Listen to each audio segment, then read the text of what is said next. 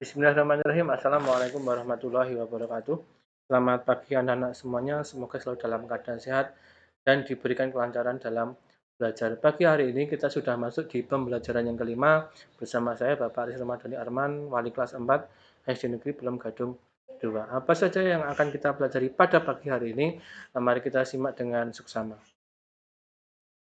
Yang pertama yang kita pelajari adalah bunyi yang dihasilkan dapat berasal dari internal dan eksternal. Nah, jadi sumber bunyi itu ada dua, ada internal dan ada juga eksternal.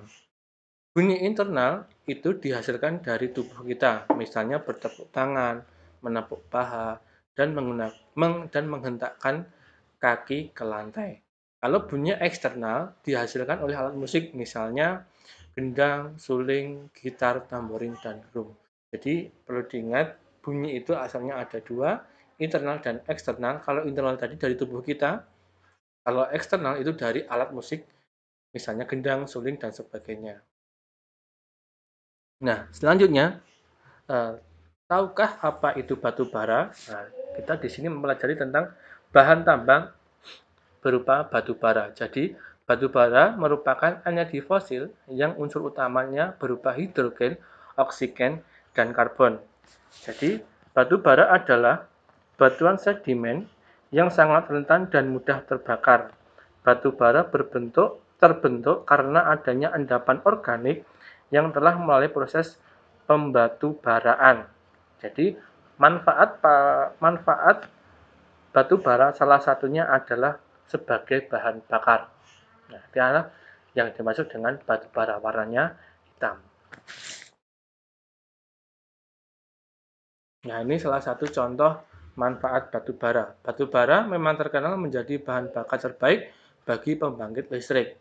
Sumber energi pembangkit listrik yang umumnya seperti pembangkit listrik tenaga air, pembangkit listrik tenaga uap, pembangkit listrik tenaga surya, dan pembangkit listrik tenaga batu bara. Manfaat pertama sebagai pembangkit listrik.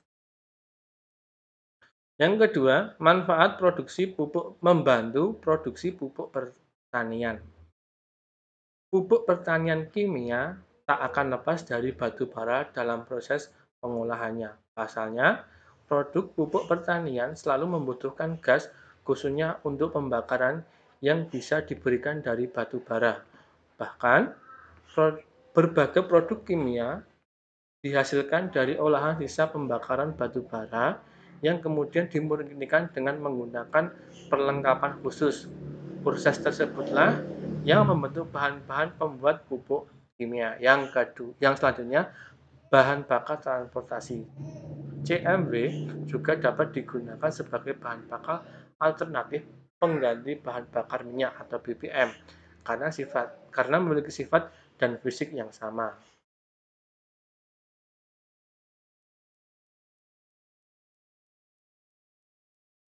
Nah, tadi itu sekilas tentang batu bara ya. Jadi kalau tambang batu bara itu yang terdapat di Indonesia ada beberapa. Yang pertama ada di uh, Ombilin dekat Sawah Lunto, Sumatera Barat.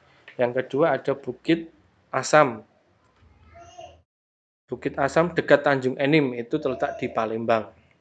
Terus yang ketiga ada Kalimantan Barat, Kalimantan Tengah, Kalimantan Timur, dan Kalimantan Selatan, Pulau Laut atau Sebuku.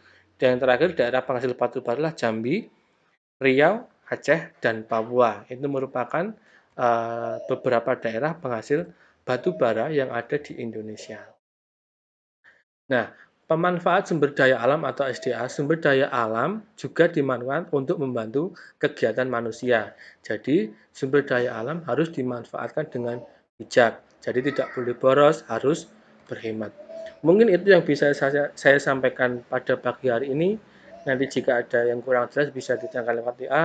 Sekian dari saya. Wassalamualaikum warahmatullahi wabarakatuh.